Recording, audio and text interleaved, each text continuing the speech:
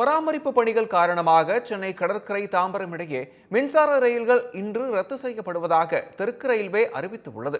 பயணிகள் பாதுகாப்பு மற்றும் ரயிலை பாதுகாப்பாக இயக்கவும் சென்னை கடற்கரை விழுப்புரம் வழித்தடத்தில் சென்னை கடற்கரை பணிமனையில் இன்று பராமரிப்பு பணிகள் நடைபெற உள்ளது.